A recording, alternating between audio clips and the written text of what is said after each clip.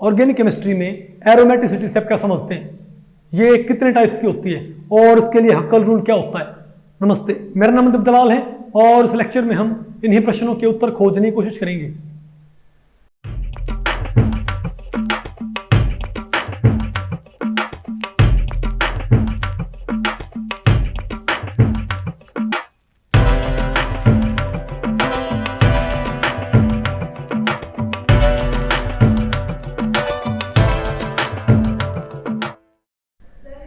Okay, तो भैया आज हमें क्या पढ़ना है बताओ।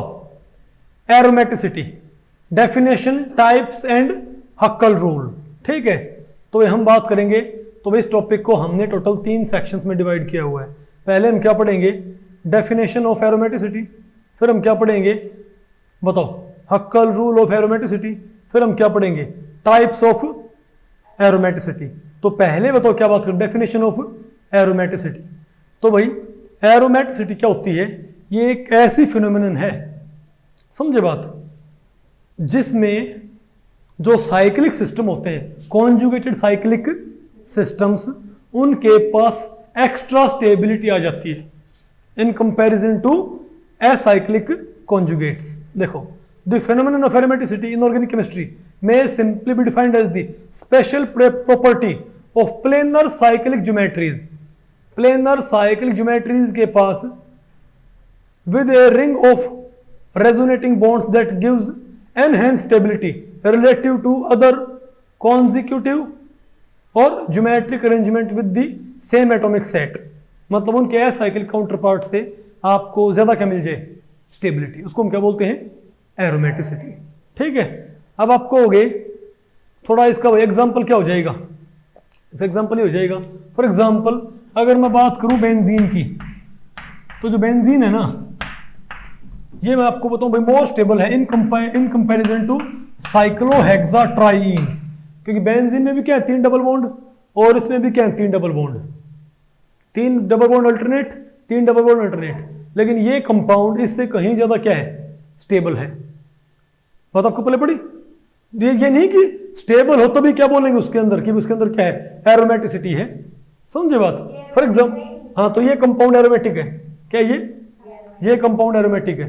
लेकिन अगर मैं ये बात करूं, अगर मैं इसकी बात करूं, ये वाला कंपाउंड साइक्लिक सिस्टम, तो ये भी है, प्लेनर भी है, और इसका एसाइक्लिक काउंटर पार्ट क्या होगा, 2 डबल बॉन्ड वाला ओपन चेन सिस्टम। लेकिन इसके मुकाबले इसके अंदर क्या है, मतलब इसकी एनर्जी ये इससे ज्यादा स्टेबल नहीं है, तो ये एरोमेटिक नहीं है।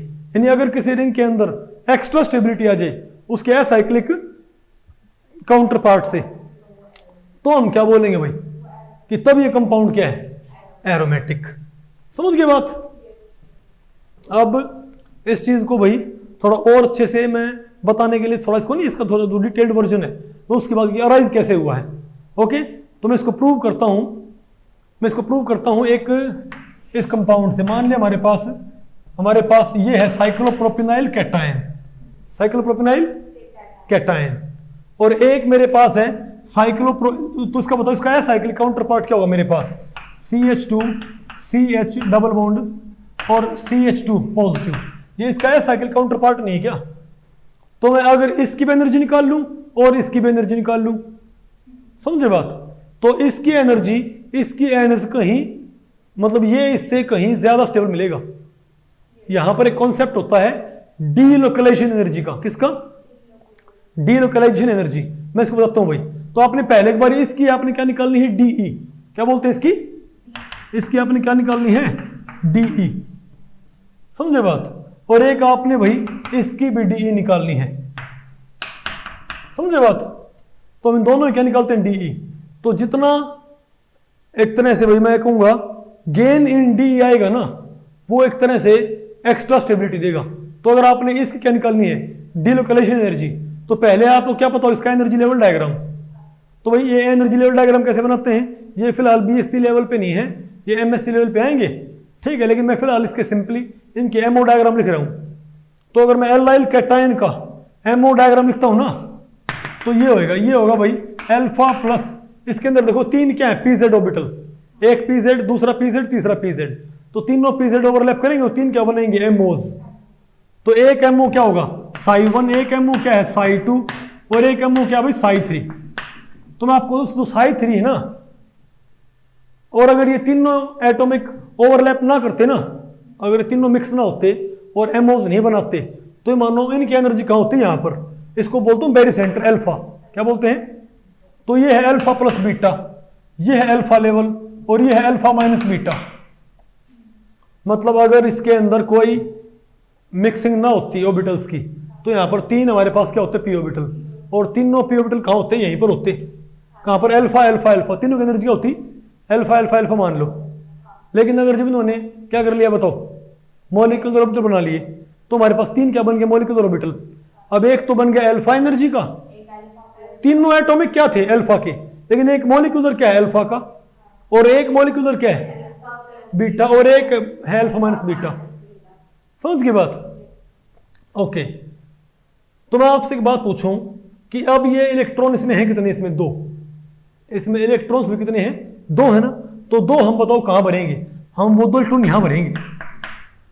ध्यान रखियो भाई, ये एनर्जी लेवल कम है अल्फा प्लस बीटा, क्योंकि जो बीटा होता है ना ये कांस्टेंट है, ये एक नेगेटिव नंबर होता है, क्या होता है नेगेटिव नंबर। तो ध्यान रखियो अल्फा प्लस बीटा वास्तव में कम एनर्जी है और अल्फा माइनस बीटा वास्तव में क्या है हाई एनर्जी, क्योंकि बीटा की वैल्यू नेगेटिव होएगी तो नेगेटिव नेगेटिव क्या हो जाएगा अपने आप प्लस बढ़ जाएगी। समझ गए बात। तो आप एक बार इसकी एनर्जी निकालो, इसकी कितनी एनर्जी आएगी। तो पहले आप ये बताओ पाई बॉन्डिंग ना होती यहां पर, अगर यहां पर पाई बॉन्डिंग ना होती भाई, तो यहां पर एनर्जी क्या बनती है बताओ। तीन इलेक्ट्रॉन थे, तीनों ऑर्बिटल की एनर्जी क्या होती, सॉरी इलेक्ट्रॉन दो थे और ऑर्बिटल तीन थे, पीजेड पीजेड और पीजेड, और तीनों की एनर्जी क्या थी अल्फा अल्फा। तो दोनों एक ऑर्बिटल क्या होता हाफ फील्ड, दूसरा हाफ फील्ड, तीसरा हाफ फील्ड, तो हमारे पास एनर्जी क्या होती इसकी भी अल्फा इसकी भी अल्फा। तो बिना पाई बॉन्डिंग की एनर्जी क्या होती टू अल्फा, क्या होती भाई टू अल्फा एनर्जी बिना पाई बॉन्डिंग के। अब मतलब पाई बॉन्डिंग के बाद जो इलेक्ट्रॉन यहां भरने वो कहां भर जाएंगे अल्फा प्लस बीटा में, नीचे भर जाएंगे ना भाई वो। तो क्या आएगा एक इलेक्ट्रॉन की एनर्जी क्या है अल्फा प्लस बीटा, दो इलेक्ट्रॉन की क्या होगी दो इंटू अल्फा प्लस बीटा, तो क्या हो जाए दो अल्फा प्लस दो बीटा, दो अल्फा प्लस दो बीटा। तो ये तो बताओ क्या है एनर्जी आफ्टर पाई बॉन्डिंग, ये क्या है एनर्जी बिफोर पाई बॉन्डिंग। तो एक होती है इसको बोलते हैं ई पाई, क्या बोलते हैं इसको ये होगा हमारा energy stabilisation due to pi bonding, क्या energy stabilisation due to pi bonding. ठीक है बात। तो भाई पाई बॉन्डिंग की वजह से यहां पर कितना एनर्जी स्टेबलाइजेशन आया है बताओ। तुम क्या बोलेंगे कि दो अल्फा दो प्लस दो बीटा, तो क्या है पाई बॉन्डिंग के बाद पाई बॉन्डिंग ना दो अल्फा होती, तो हमारे पास कितना स्टेबलाइजेशन आया है दो बीटा का, कितना है नहीं अरे इवन क्या बना ये alpha plus root two beta होता है, सॉरी कितना होता है ये, अरे भाई कितना होगा हमारे पास ये alpha plus root two beta, नहीं alpha plus root two beta, sorry बेटा ये अरे इसका alpha plus alpha minus root two beta, नहीं आपको बोलो भाई। अरे ये इसके एनर्जी लेवल ही है तो नहीं, ये आपने पढ़ना नहीं है, ये उससे हम निकालते हैं क्वांटम मैकेनिक्स से, ये आपको एमएससी में पढ़ाया जाता है, समझे बात। तो alpha plus root two beta, ये क्या आ गया मेरे पास अल्फा माइनस रूट टू, ये क्या अल्फा होता भाई। ठीक है, मैं फिलहाल जस्ट मैं कॉन्सेप्ट को प्रूव करने की ट्राई कर रहा हूं मैं। ठीक है, तो अब बताओ, अब ये बताओ इलेक्ट्रॉन कहां भर जाएंगे, यहां भर जाएंगे ना नीचे। अब ये इलेक्ट्रॉन तो कहां भर जाएंगे नीचे भर जाएंगे।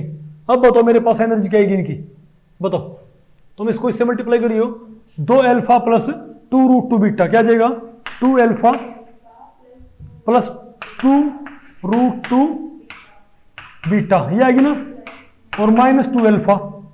तो ई पाई बताओ मेरे पास क्या आएगी यहां पर, क्या आएगी टू रूट टू बीटा, मेरे पास क्या आएगी टू रूट टू बीटा आएगी इसकी एनर्जी, इजंट इट, पक्का। ठीक है, अब मैं आपसे एक बात पूछूं कि और यही पाई बॉन्ड एनर्जी बताओ इथाइलिन में कितने, इथाइलिन में किसमें इथाइलिन में, मैं आपको बताऊं इथाइलिन में क्या होता है, इथाइलिन में CH2 डबल बॉन्ड CH2 होता है ना, नहीं होता क्या। तो एक हमारे पास क्या है बॉन्डिंग, एक हमारे पास क्या है एंटी बॉन्डिंग। ये साई 1 है, ये साई 2 है। तो ये होता है अल्फा प्लस बीटा का और ये होता है अल्फा माइनस बीटा का। नहीं ये ना होता भाई, अरे मैं वैसे मुझे ध्यान नहीं था भाई, एकदम से मुझे ध्यान आ गया। तो यहाँ पर 2 इलेक्ट्रॉन है, तो 2 यहाँ पर 2 आपने यहाँ भर दिए, ठीक है बात।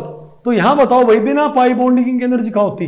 अब बताओ 2 यहाँ पर गए ना हमारे पास, अगर पाई बॉन्ड ना बनती ना तो दोनों इलेक्ट्रॉन कहाँ रहते इनके पीजेड में, और एक पीजेड ऑर्बिटल की एनर्जी होती है अल्फा, तो दोनों की एनर्जी होती है 2 अल्फा।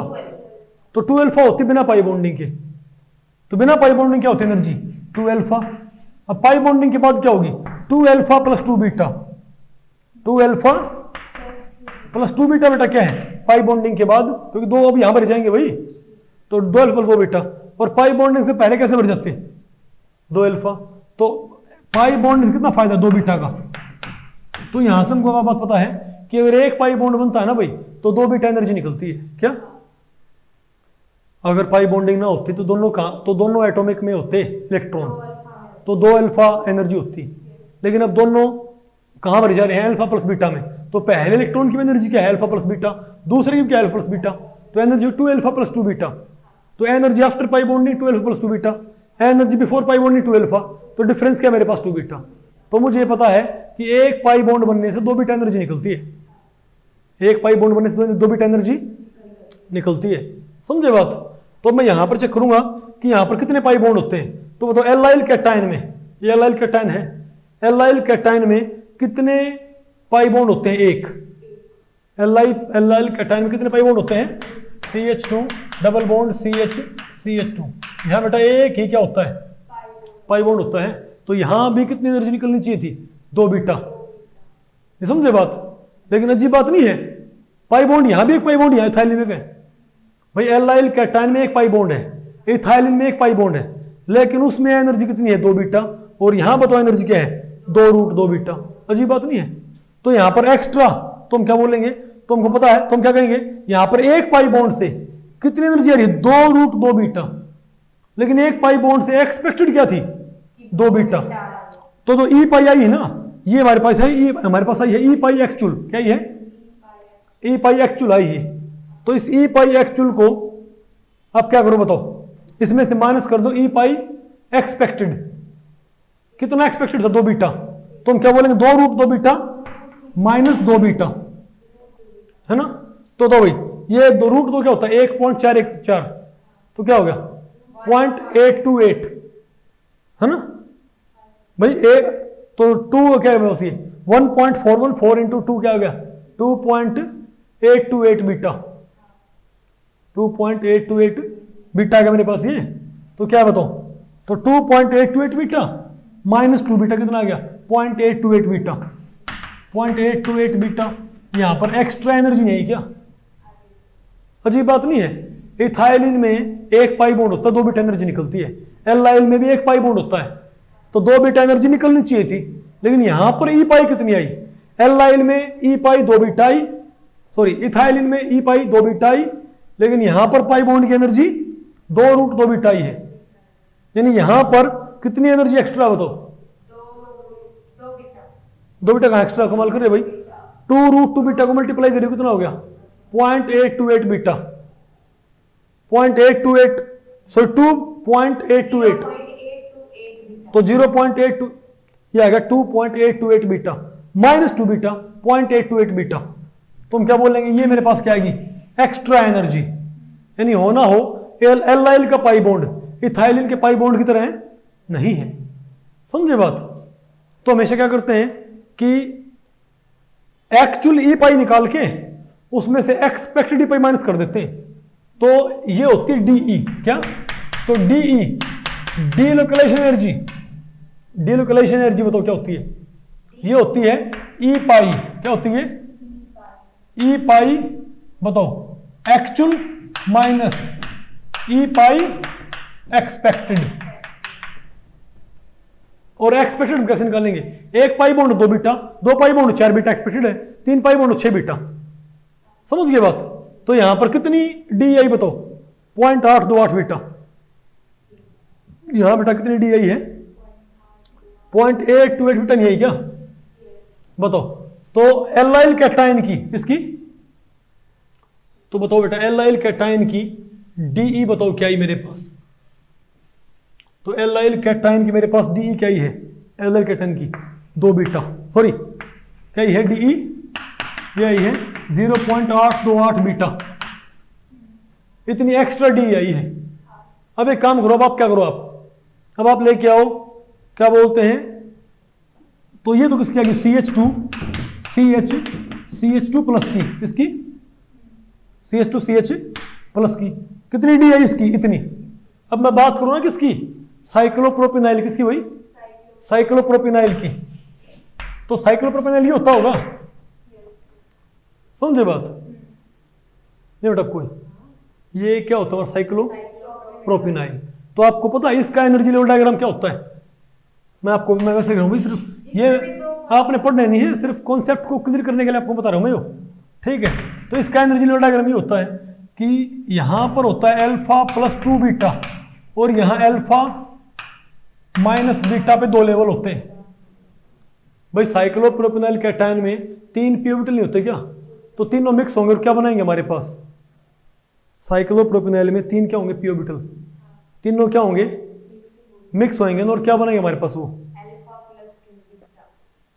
क्या बनाएंगे वो बनाएंगे अल्फा प्लस 2 बीटा का तो एक मॉलिक्यूलर ऑर्बिटल, और अल्फा माइनस बीटा के 2 मॉलिक्यूलर ऑर्बिटल, समझे बात। तो ये बताओ, अब आप ये बताओ यहां पर ई पाई कितनी आएगी। अब साइक्लोप्रोपिनाइल कैटायन में भी क्या होता है, वो तो यहां भी क्या होता है, एक डबल बॉन्ड है ना, तो यहां भी ई पाई कितनी एक्सपेक्टेड है, ई पाई, तो ई पाई एक्सपेक्टेड यहां कितनी बताओ, 2 बीटा है ना, लेकिन ई पाई एक्चुअल यहां क्या आएगी, ई पाई एक्चुअल, क्योंकि यही क्या होती है डीई। तो क्या करना है, 2 इलेक्ट्रॉन यहां पर हो इनको, तो क्या आएगा 2 अल्फा प्लस 4 बीटा, क्या आएगा बेटा 2 अल्फा प्लस 4 बीटा, तो आगे पाई बॉन्डिंग के बाद, और पाई बॉन्डिंग से पहले क्या होती है हमारे पास -2 अल्फा। वे कमाल कर रहे, अगर साइक्लोप्रोपिनाइल कैटायन में मॉलिक्यूलर ऑर्बिटल ना बनते तो नॉन बॉन्डिंग पीजेड ऑर्बिटल की एनर्जी अल्फा होती है, तो दोनों इलेक्ट्रॉन कहां पर होते हैं, नॉन बॉन्डिंग में होते हैं ना, तो 2 अल्फा होती बिना पाई बॉन्डिंग के। पाई बॉन्डिंग के बाद क्या आएगी, 2 यहां भरे हैं, 2 अल्फा प्लस 4 बीटा आ गई, तो ई पाई कितनी आएगी, तो ये तो क्या है एनर्जी विदाउट पाई बॉन्डिंग, ये क्या है एनर्जी विद पाई बॉन्डिंग। तो कितनी पाई बॉन्डिंग एनर्जी यहां पर 4 बीटा, तो बेटा यहां पर कितनी पाई बॉन्डिंग एनर्जी है 4 बीटा, नहीं आपको समझ, तो हम क्या कहेंगे, तो अजीब बात नहीं है, अजीब बात नहीं है। साइक्लोप्रोपिनाइल कैटायन में एक पाई बॉन्ड से 4 बीटा एनर्जी निकलती है, और इथाइलिन में एक पाई बॉन्ड से 2 बीटा निकलती है, तो हम क्या बोलेंगे साइक्लोप्रोपिनाइल कैटायन का पाई बॉन्ड एक इथाइलिन की पाई बॉन्ड की तरह नहीं है, फिक्स नहीं है, नहीं आपको क्या डिलोकलाइज्ड, यानी यहां पर अकेला पाई बॉन्ड 4 बीटा निकाल रहा है, इथाइलिन में अकेला पाई बॉन्ड 2 बीटा निकलता है, तो जितना एक्स्ट्रा निकलता है एनर्जी वो सारा क्या है डीई, डिलोकलाइजेशन एनर्जी। तो बेटा 2 बीटा बात आपको पहले पड़ेगी, तो हम क्या कहेंगे बताओ, तो हम क्या बोलेंगे बताओ, तो हम ये बोलेंगे कि ये जो हमारे पास क्या है डीई, ये हमारे पास क्या है, देखो ये डीई वास्तव में पता क्या है, ये एक तरह से रेजोनेंस एनर्जी का काउंटर पार्ट है, क्या ये डीई बेटा रेजोनेंस एनर्जी का काउंटर पार्ट, एक तरह से जैसे वैलेंस बॉन्ड थ्योरम में क्या होती है रेजोनेंस एनर्जी, यहां पर डीई होती है, बात आपको पहले पड़ेगी।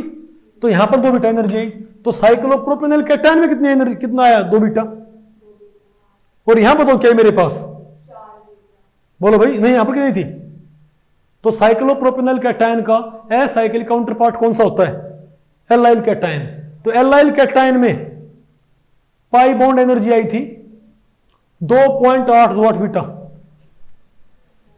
भाई एल्लाइल कैटायन में CH2 CH2 प्लस और एल्लाइल बेटा इसमें पाई बॉन्ड एनर्जी क्या आई थी पता आपको 2.828 बीटा, इसमें आएगी 4 बीटा, लेकिन है दोनों में एक पाई बॉन्ड, तो ये तो क्या है एक्चुअल पाई बॉन्ड एनर्जी आनी कितनी चाहिए थी 2 बीटा ये क्या है ई पाई एक्चुअल, ये क्या है ई पाई एक्सपेक्टेड, तो ये डिफरेंस क्या होते हैं बताओ, ये कितना हो गया 0.828 बीटा, यहां क्या आएगी बताओ 2 बीटा, तो डीई किसकी ज्यादा आई बताओ, इस वाली ज्यादा ही, तो ये एरोमेटिक है, ये नहीं होता aromatic. What is aromatic, there should be 4n+2, क्यों भाई वो सब बकवास क्यों, वो तो कौन कुछ रिमार्क होता है, वो बात आपको पहले पढ़ रही है।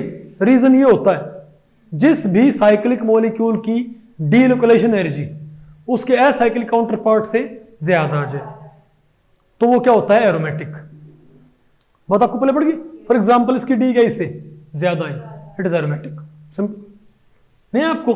सिमिलरली अगर मान लिया भाई, अब बेटा आपको सब, मैंने ये एनर्जी लेवल डायग्राम आपको बनाने की जरूरत नहीं भाई, क्योंकि ये आपके आते हैं एमएससी के अंदर डिटेल्ड, उसमें आती है कि आपकी हक्कल मॉलिक्यूलर ऑर्बिटल थ्योरी भाई, बीएससी लेवल पे एमएससी एंट्रेंस लेवल पे आपको इसको पढ़ने की जरूरत नहीं है। लेकिन मैंने भाई बिना मैथमेटिक्स के मैंने आपको एक आइडिया दिया है कि व्हाट आर एरोमेटिक कंपाउंड, क्योंकि एरोमेटिसिटी, क्योंकि बिना फिजिकल के आप भाई ऑर्गेनिक को सीख ही नहीं सकते, it is simply next to impossible. समझे बात हुई आपको आइडिया हो गया। मैं कहता हूं why is benzene aromatic, benzene has enhanced stability, it is aromatic. Why is it aromatic, aromatic क्यों है, मैंने कोई बेटा रूल तो पता है मेरे को, फिर ये एरोमेटिक है व्हाई, क्योंकि अगर मैं क्वांटम मैकेनिक्स से इसकी डी निकालूंगा, क्या इसकी डी निकालू तो इसकी डी आएगी बेटा 2 बीटा, कितनी आएगी, और इसका असाइक्लिक काउंटर पार्ट बताओ कौन सा होता है, इसका असाइक्लिक काउंटर पार्ट ये होता है, समझे बात, इसकी डी कमाएगी, इसकी डी कमाएगी, इसकी डी क्या आएगी ज्यादा आएगी, समझे बात। तो जिसकी डीई ज्यादा हो, क्या हो, जिसकी डीई, तो इसकी डी बेटा, इसकी डी 2 बीटा से कम आएगी, पक्की बात है, इसकी डी 2 बीटा से कम आएगी जहां तक मुझे याद है। तो बताओ क्या हुआ ये एरोमेटिक। तो ये एरोमेटिक इसलिए नहीं है क्योंकि इसमें 6 पाई इलेक्ट्रॉन है ना, ये एरोमेटिक इसलिए है क्योंकि इसकी डी से ज्यादा है। बात आपको पहले पड़ी, आपके दिमाग में रूल होता है भाई। तो हक्कल ने एक बात देखी, तो हक्कल ने भाई, तो जब ये इसको बोलते हैं हक्कल मॉलिक्यूलर ऑर्बिटल थ्योरी, तो कॉन्सेप्ट हमको पता कैसे लगे, डी हम निकालते कैसे, ये हम निकालते हैं हक्कल मॉलिक्यूलर ऑर्बिटल थ्योरी से। तो अब तो हक्कल ने भाई ये पता किया, हक्कल ने पता किया अलग अलग कंपाउंड्स की, यहाँ भाई यहाँ इसको चेक रखियो, ठीक है। हक्कल ने पता किया कि अलग अलग कंपाउंड क्या है एरोमेटिक, अलग अलग कंपाउंड क्या है एरोमेटिक है भाई, मतलब उन्होंने बहुत सारे साइक्लिक कंपाउंड्स की क्या निकाली, डीलोकेलेशन एनर्जी बेटा। और डी कैसे निकालते हैं, पाई बॉन्ड बनने से पहले की एनर्जी उन पाई इलेक्ट्रॉन्स की, पाई बॉन्ड बनने के बाद की एनर्जी, उनका डिफरेंस क्या होगा पाई बॉन्ड की एनर्जी। फिर जो ई पाई हो तो उसको बोलते हैं ई पाई एक्चुअल, उसमें से क्या माइनस कर दो, 2 बीटा माइनस कर दो, एक पाई बॉन्ड था, 4 बीटा 2 पाई बॉन्ड थे, 6 बीटा 3 पाई बॉन्ड थे। जैसे मैं आपको बताऊं बेंजीन की जो क्या आएगी डीई, सॉरी बेंजीन की जो क्या होती है पाई बॉन्ड एनर्जी, वो 8 बीटा आती है, लेकिन 3 पाई बॉन्ड है तो आनी चाहिए तो 6 बीटा, तो 2 बीटा एक्स्ट्रा नहीं क्या, तो ये एक्स्ट्रा बोनस क्या होता है डीई, समझे बात।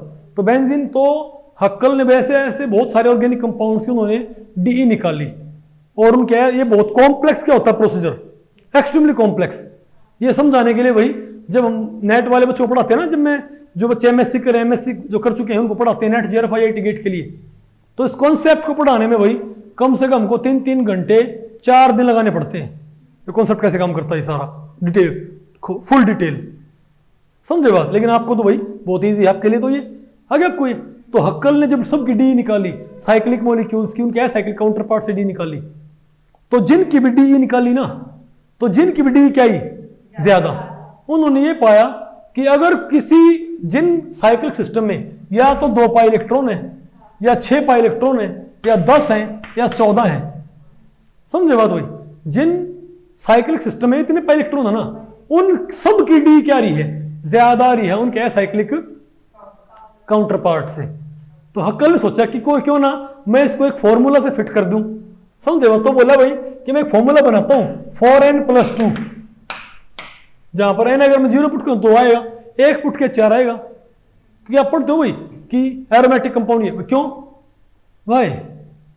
तो भाई उन्होंने तो बाद में उन्होंने एक फॉर्मूला वैसे ही अपने रिटर्न ट्रायल से बना दिया कि जिनमें भी 2, 6, 10, 14 पाई इलेक्ट्रॉन थी ना, ऐसे सभी सिस्टम्स के जो प्लेनर थे और 2, 6, 10, 14, 18, 22 पाई इलेक्ट्रॉन थे, उन सब की डीई क्या थी? ज्यादा आ रही थी उनके साइकिल काउंटर पार्ट से। तो बोले भाई क्यों ना हम ये बार बार हमको निकालना पड़े भाई, और छोटे बच्चों के लिए हम एक फॉर्मूला ही बना दे, समझे बात भाई, 4n+2। आप एमएससी में जाके आप ये बोल दो ना कि 4n+2 ही एरोमेटिक होता, तो भाई आपके ऊपर हंसेंगे, मतलब जो भाई सही केमिस्ट्री जानते हैं ना, और आपसे बोले भाई वाई इज इट एरोमेटिक, और आपका जो 4n+2, तो वो नहीं होता भाई। यहाँ पर आपको पूरा मैकेनिज्म आपको बताना पड़ता है आगे आपको भाई। तो इससे भाई बोले भाई, तो इसको बोलते हैं बेटा हक्कल रूल। क्या बोलते हैं इसको? हक्कल रूल ऑफ एरोमेटिसिटी। नहीं आपको सुन भाई, ये हक्कल थ्योरी में थोड़ी बेशक आपको ज्यादा पढ़ने की जरूरत नहीं है, ठीक है। अच्छा अब और भी लेकिन ध्यान रखियो, एरोमेटिक कंपाउंड यही नहीं होते, और भी होते हैं।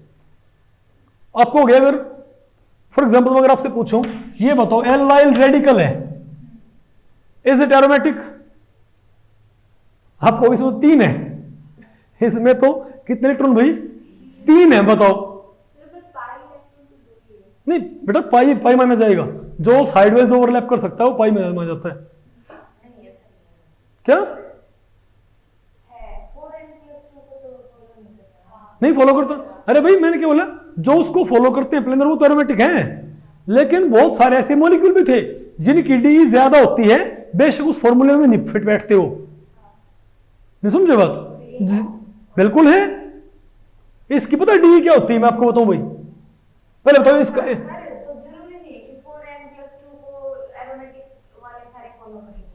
बिल्कुल भी नहीं, जो उसको फॉलो करते हैं वो एरोमेटिक है प्लेनर, लेकिन ऐसे मॉलिक्यूल वो भी हैं जो उसको फॉलो नहीं करते, फिर भी एरोमेटिक है। उनके लिए फिर कोई अगर आपसे पूछ ले इसको बताओ एरोमेटिक, तो अक्ल रूल हमारे किसी काम का नहीं है। अक्ल भी हाथ खड़े कर दे, बोले भाई एक काम करो, इसके ऊपर एक काम करो, इसकी डी निकाल लो, इसकी डी निकाल लो, और इसका साइकिल काउंटर पार्ट एक कैसा है, साइकिल काउंटर पार्ट, उसकी डी निकाल लो। तो CH2 double bond CH2 radical, cycle counter part 3 carbon 3 carbon, इसकी डी पता क्या इसकी क्या बेटा?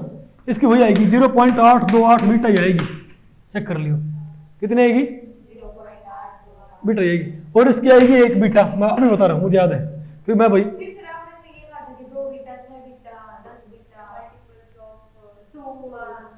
अरे इसकी एनर्जी 3 बीटा आएगी। अब समझे नहीं बात? डी कैसे निकालते हैं? पहले निकालते पाई बॉन्ड एनर्जी, क्या इसकी पाई बॉन्ड एनर्जी आएगी 2.828 बीटा आएगी। तो यहां पर एक पाई बॉन्ड है ना, तो -2 बीटा करियो, इसकी पाई बॉन्ड एनर्जी 3 बीटा आएगी। कितनी आएगी? 1 पाई बॉन्ड है तो 2 बीटा माइनस करियो 1 बीटा। नहीं सुनो, डी की बात करो, पाई बॉन्ड एनर्जी, जो पाई बॉन्ड एनर्जी आने के बाद उसमें से हमने घटा दिया 2 बीटा इसकी पाई बॉन्ड एनर्जी में से घटा दिया, 2 बीटा इसकी पाई बॉन्ड एनर्जी में घटा दिया, तो मेरे पास डी आ रखी है। तो इसकी डी क्या है? ज्यादा नहीं क्या? तो एरोमेटिक है। बात आपको पहले पड़ गई? नहीं समझे बात? और कहते हैं ना भाई एरोमेटिक कंपाउंड स्टेबल होते हैं, ज्यादा डी मोर स्टेबल, ऐसे सारा आपको आइडिया हो जाएगा, ठीक है। और आपको आपसे पूछ रहे, बताओ आप ये बताओ एल्लाइल एनाइन क्या होगी? एरोमेटिक होगी क्या? एल्लाइल एनाइन एरोमेटिक होगी क्या? सॉरी साइक्लोप्रोपेनॉल एनाइन एरोमेटिक होगी? नहीं। फिर से क्या होता है बेटा? मैंने भी एंटीबायोटिक में बात नहीं की है, कैसे हो गया बताओ? हाउ रूल वगैरह, इसकी डी निकालो। मैं आपको बता रहा हूं, जो इसकी डी आएगी ना, पता क्या आएगी? वो आएगी 0 बीटा। क्या बेटा? इसकी डी आएगी 0 बीटा, ठीक है, और इसकी डी आएगी 0.828 बीटा आएगी। तो इसकी डी से क्या है? कम है ना, इसकी डीई से कम है ना, तो तो ये एरोमेटिक नहीं कहलाएगा। ये एरोमेटिक, अरे आपने पढ़ना, मैंने तो आपको जैसे एक आइडिया दिया है, अभी आपने नहीं पता करना। मैं आपको aromatic, anti aromatic, non aromatic जो क्या होते हैं सारे आपको बताने का आपको तरीका बता दूंगा, लेकिन मैंने आपको आइडिया बताया है कि ये लॉजिक ये होता क्यों है, ये कहाँ से आता है, ये एरोमेटिक कंपाउंड कौन से होते हैं। एरोमेटिक कंपाउंड वो नहीं होते जो 4n+2 पाई रूल को फॉलो करते हैं। एरोमेटिक कंपाउंड वो होते हैं जिनकी डीलोकलाइजेशन एनर्जी ज्यादा होती है उनके acyclic counterparts, they are called aromatic. अगर उनकी डी ज्यादा नहीं है ना तो एरोमेटिक नहीं है, दैट्स इट। इतना ही आपको फिलहाल यही बात ध्यान रखो। और हक्कल ने क्या पाया कि जिनके भी क्या है दो 6 10 14 18 उन सभी की डी ज्यादा रही है, तो उसने एक रूल बना के दे दिया कि इस रूल को फॉलो करने वाले क्या होंगे, प्लेनर एरोमेटिक। आगे आपको ये ठीक है भाई। अब बताओ टाइप ऑफ एरोमेटिसिटी, बोलो भाई। तो बेटा आपको एरोमेटिसिटी का आपको आइडिया हो गया ना कैसे काम करती है। अब बताओ types of aromaticity in benzenoid compound. तो एक तो क्या होती है एरोमेटिसिटी बेंजीनोइड कंपाउंड में, जिनमें बेंजीन हो। एक तो क्या होते हैं, तो बेंजीन वाले दो तरह के होते हैं, एक तो मोनोसाइक्लिक एरोमेटिक कंपाउंड। कौन से? मोनोसाइक्लिक। देखो भाई इन सब में बताओ हमारे पास क्या है, ये सारे के सारे क्या मोनोसाइक्लिक। इन सब में क्या है 6 पाई इलेक्ट्रॉन्स नहीं है आपको। ये क्या है एरोमेटिक। और ये क्या होते हैं पॉलीसाइक्लिक एरोमेटिक कंपाउंड। देखो सारे क्या है प्लेनर। तो भाई 6 और 4 10। बोलो भाई नहीं बेटा आपको ये, अरे बोलो भाई ये बताओ क्या एरोमेटिक। आपको ये इनको अलग अलग काउंट करना है, इसके ये 6 अलग भाई और ये 6 क्या है अलग है। नहीं बताओ आपको बोले पड़ी एक साइकिल में नहीं है, वो एक साइकिल में काउंट होता है। ये तो क्या हमारे पास ये बताओ। अरे भाई यहाँ पर एक सिंगल बॉन्ड एक्स नहीं है, बीच में आ जाए ऐसे इनको आप एक काउंट कर सकते हो। वो तो क्या हमारे पास 6 और 4 10 और 2 सॉरी 6 और 4 10 2 12 और 2 14 भाई ये भी क्या है, ये क्या है पॉलीसाइक्लिक। मतलब अगर इनके पीछे बॉन्ड आ जाए ना तब तो आपने अलग अलग रिंग की एरोमेटिसिटी चेक करनी है, लेकिन अगर रिंग फ्यूज हो रहे हो तब एक साथ इलेक्ट्रॉन काउंट करना होता है। आगे आपको ये अब बताओ क्या भाई aromaticity in non benzenoid compound. तो हम सोचते हैं कि एरोमेटिक सिर्फ क्या होते हैं बेंजीन वाले होते हैं ना भाई, बिना बेंजीन वाले भी क्या हो सकते हैं एरोमेटिक। यहां बताओ ट्रोपोन भी क्या है, बोलो भाई 2 4 और 2 6। बताओ कितने हमारे पास ये आपको हो गए। यहां पर भाई कॉन्जुगेशन तो कौन है क्या बेटा 2 4 6 ना 10 है 6 है। अरे भाई ध्यान रखियो इसमें क्रॉस कॉन्जुगेशन है क्या बेटा इसमें। अरे भाई कहाँ गया, हाँ बताओ इसमें क्या है, इसमें क्रॉस कॉन्जुगेशन है क्या बेटा, इसमें क्रॉस कॉन्जुगेशन ऐसे नहीं ये तो होगा क्या, ये कॉन्जुगेशन भाग लेता ही नहीं। कैसे ये बॉन्ड यहां आ जाएगा, मैंने आपको पढ़ाया था क्रॉस कॉन्जुगेशन नहीं आपको समझ में आया। तो उस टाइम पे ये क्या हो जाएगा नेगेटिव और ये क्या हो जाएगा पॉजिटिव। अब ठीक है अब बताओ क्या हो गया single bond double bond single bond double bond. क्या यहां पर देखो sp2 sp2 sp2 sp2 sp2 sp2 sp2 इन sp2 में क्या है एक इलेक्ट्रॉन, इस पे क्या है एम्प्टी। तो क्या होगा मेरे पास, तो सारे अल्टरनेट क्या है sp2 हाइब्रिडाइज्ड कार्बन, सारे क्या है sp2 हाइब्रिडाइज्ड कार्बन नहीं है क्या। तो क्या ये एरोमेटिक हो गया। इसमें कितने हैं 6, फिर ये तो है ही नहीं काम का। फिर अरे बोलो भाई ये बताओ बेटा क्या है, तो ये भी क्या है एरोमेटिक, ये भी क्या है एजुलिन। देखियो 2 4 6 8 10 आगे आपको ये इसे काउंट कर लिया इलेक्ट्रॉन नहीं आपको। ये तो क्या है ध्यान रखियो नॉन बेंजोनेट में क्या हो गए होमोसाइक्लिक हो गए तो, और कौन से हो गए हेटेरोसाइक्लिक। ये बताओ क्या है पायरोल। आपको पायरोल में कैसे होगा, जो ये एन होता है ना आपको पता है अमूमन।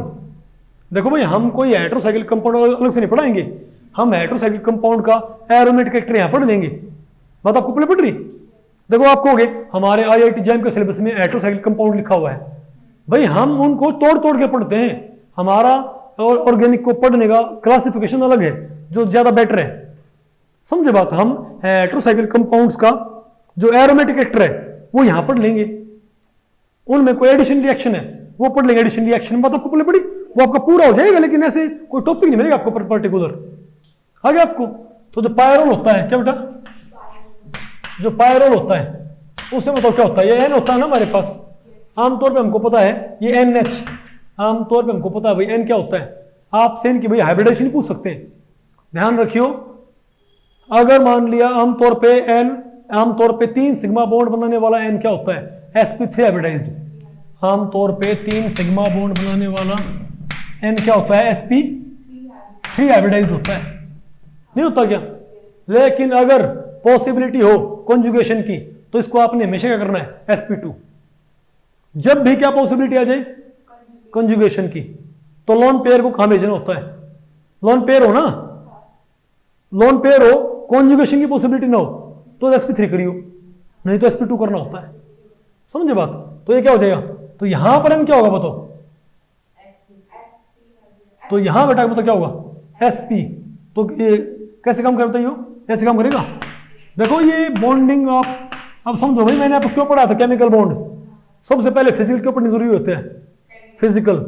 ये होता है हमारे पास, इस एन को 3 बॉन्ड बनाने हैं, एक हाइड्रोजन के साथ और 2 कार्बन के साथ, दोनों क्या लेके आ रहे हैं, तीनों हाफ फील्ड लेके आ रहे हैं। इस कार्बन ने हाफ फील्ड, इस कार्बन ने हाफ फील्ड, इस हाइड्रोजन ने हाफ फील्ड, इसको 3 हाफ फील्ड चाहिए, 3 हाफ फील्ड है। अगर आपने ऐसे कैसे क्या कर दी हाइब्रिडाइजेशन, तो ये कहां जाएगा, ये कहां जाएगा, sp3 में जाएगा और लोन पेयर जाएगा। लेकिन फिर ये बेटर ओवरलैप नहीं कर पाए इनसे, तो हम सोचते हैं प्रमोशन सिर्फ कब होता है, प्रमोशन सिर्फ तब होता है जब बॉन्ड की रिक्वायरमेंट हो ना, कॉन्जुगेशन की रिक्वायरमेंट पे प्रमोशन हो सकता है। एक काम करो, उसको उठाओ और यहां फेंको, इसको फेंक दे, इसको मैंने पीछे फेंक दिया। आप कहोगे एक्स्ट्रा बॉन्ड तो बनना नहीं, बॉन्ड 3 ही बनने हैं, फिर एक्स्ट्रा ये प्रमोशन का खर्चा कहां से आएगा भाई, प्रमोशन खर्चा आएगा, जितना खर्चा आएगा ना प्रमोशन में उतना हमको कॉन्जुगेशन मिल जाएगा, फायदा। अब बेटा क्या करो, sp2 हाइब्रिडाइजेशन, क्या करो यहां पर sp2 हाइब्रिडाइजेशन, नहीं है आपको। तो sp2 में क्या होगा, इसने एक हाइब्रिड साइड, एक हाइब्रिड साइड, एक हाइब्रिड साइड, तीनों बॉन्ड बन गए। और अपना जो क्या था लोन पेयर, वो बताओ कैसे कर दिया, ऐसे, नहीं है आपको समझ में। इसके पास क्या गया, हमारे पास लोन पेयर आ गया, तो इसका लोन पेयर, और इनमें क्या बताओ, तो इसके अंदर क्या क्या बताओ, इन सब के अंदर क्या क्या है बताओ बेटा, इन सब के अंदर बताओ क्या क्या है, ये ऑर्बिटल ही है, इनमें एक एक एक एक और यहां बताओ कितने हैं, 2। अरे साइडवेज ओवरलैप में, बोर्ड के साइड ओवरलैप में कितने आ गए, 1 2 3 4 5 6 हो गए, प्लेनर हो गया, कितना आ गया, एरोमेटिक। क्या आ गया ये, एरोमेटिक। फटाफट देखो इसको, नहीं आपको सुनो, okay. Hybridization valence bond theory में बहुत जरूरी है, इसको फटाफट अप्लाई करना मॉलिक्यूल्स के ऊपर। आप कहोगे फिर वैलेंस बॉन्ड थ्योरी से बॉन्ड कैसे बनेगा, ये तो फुल्ली फील्ड है, ये हाफ फील्ड है, कोई बात नहीं, उठा के इसको यहां डाल दो। अब बताओ, अभी कभी ये बॉन्ड बन, कभी वो बॉन्ड बन गया, बनाओ फटाफट स्ट्रक्चर वही आ गया आपको। तो पायरोल क्या है, ये एरोमेटिक, क्या है ये, एरोमेटिक। बताओ सिमिलरली फ्यूरॉन को आप प्रूव कर सकते हो, बताओ यहां पर ये ओ क्या है, ओ की हाइब्रिडेशन क्या है, sp2। कॉन्जुगेशन होगा तो वो sp2 को प्रेफर करेगा, बात आपको पहले पड़ गई। और यहां बेटा इसने क्या कर रखा है, इसने अपना एक लोन पेयर यहां, थायोफिन पायरिडीन, ये भी क्या है बताओ, नहीं बताओ आपको पहले पड़ रही। अच्छा ये बताओ क्या होगा, ये भी sp2 है, लेकिन इसका p ओवरलैप में नहीं है, बात आपको पहले पड़ रही है। अगर आप बेटा पायरिडीन की बॉन्डिंग एक्सप्लेन करना चाहो, हेटेरोसाइक्लिक कंपाउंड्स, ये पता क्या हो रहा है आपका, हम कोई चैप्टर नहीं पढ़ेंगे आपको हेटेरोसाइक्लिक कंपाउंड्स बॉन्डिंग इन, भाई अब हेटेरोसाइक्लिक कंपाउंड्स की बॉन्डिंग आ गई। अरे भैया आपको पता है कैसे इनको टैकल करना है, हम इसको एरोमेटिसिटी में अपने आप टैकल कर रहे हैं इनको, इजंट इट। बताओ क्या हो जाएगा हमारे पास, ये पायरिडीन है ना हमारे पास, तो मुझे पता है कि हमको चाहिए क्या यहाँ पर 6 इलेक्ट्रॉन में, क्या चाहिए यहाँ पर, वही 6 इलेक्ट्रॉन चाहिए इसके अंदर एरोमेटिक करने के लिए। तो ये नाइट्रोजन का कॉन्फ़िगरेशन क्या होता है बताओ, 2s2 2p3 होता है, 2s2 2p3 होता है। अब अगर मैंने यहाँ पर क्या करवाई sp3 हाइब्रिडेशन, तो पंगा हो जाएगा यहाँ बेटा, sp3 हाइब्रिडेशन का तो पंगा हो जाएगा भाई। इसको बॉन्ड कितने बताने, 3, 2 सिग्मा बॉन्ड, 1 पाई बॉन्ड, इसको 3 हाफ फील्ड चाहिए, 3 हाफ फील्ड है, लेकिन दिक्कत क्या है, इनको ऐसे ही इस्तेमाल नहीं कर सकते। तो क्या करो, इसको उठा के बेटा यहाँ प्रमोट कर दो, कहां पर, यहां पर। अजीब, देखो अजीब बात नहीं है, ये वहां नहीं जाएगा, यहां पर जाएगा। अब बताओ कौन सी हाइब्रिडेशन होगी यहां पर, sp2 कौन सी? ऐसे लिखा नहीं होता sp2। मैं अपनी सहूलियत, मैं हम तो भाई अपनी सहूलियत देखेंगे ना, नहीं समझे बात? तो एन ने क्या किया, एन ने क्या किया, एक हाफ फील्ड हाइब्रिड इस साइड, एक हाफ फील्ड हाइब्रिड इस साइड, और fully field lone pair ring के नीचे, और ये बेटा क्या है, तो इससे एक बॉन्ड सिग्मा, एक बॉन्ड सिग्मा इससे, और जो क्या इसका बताओ, बताओ लोन पेयर बाहर की तरफ, और ये वाला क्या हो गया, इस साइड में ओवरलैप में आ गया। अजीब बात नहीं है। तो अगर हमको भाई, हमको बैलेंस बॉन्ड थ्योरी फटाफट अप्लाई करना आती हो, अब समझे बात भाई, फिजिकल आपको आती तो ऑर्गेनिक आपके लिए बहुत ईजी है, फिजिकल आपको नहीं आती तो भाई ऑर्गेनिक आपको लगेगा नहीं, आपको आती भी है तब भी आपको नहीं आएगी, क्योंकि आपको कॉन्सेप्चुअल अंडरस्टैंडिंग आपको नहीं पहले पड़ेगी ये काम कैसे हो रहा है। समझे बात? इवन बेटा मैं आपको दूं, आपको पढ़ने की जरूरत नहीं पड़ती है ये थायोफिन वगैरह की बॉन्डिंग वगैरह, आप मन मर्जी से किसी मॉलिक्यूल उठा के और अपनी मन सहूलियत के अकॉर्डिंग उसकी बॉन्डिंग आप एक्सप्लेन कर सकते हो। नहीं आपको है? अरे बोलो। तो इसमें क्या हो, इसमें रिंग में कितने आगे, रिंग में बताओ 6, 2 4 6 भाई, 1 2 3 4 5 तो कार्बन ले गया एक एक, और एक किसी ने भेज दिया अपना ये पीजेड वाला हाफ फील्ड, 6 हो गए, 6 हो गए, 6 पाई इलेक्ट्रॉन हो गए, प्लेनर है क्या हो गया, एरोमेटिक। इनको फटाफट आप टैकल कर लोगे, आ गया आपको ये? अरे बोलो।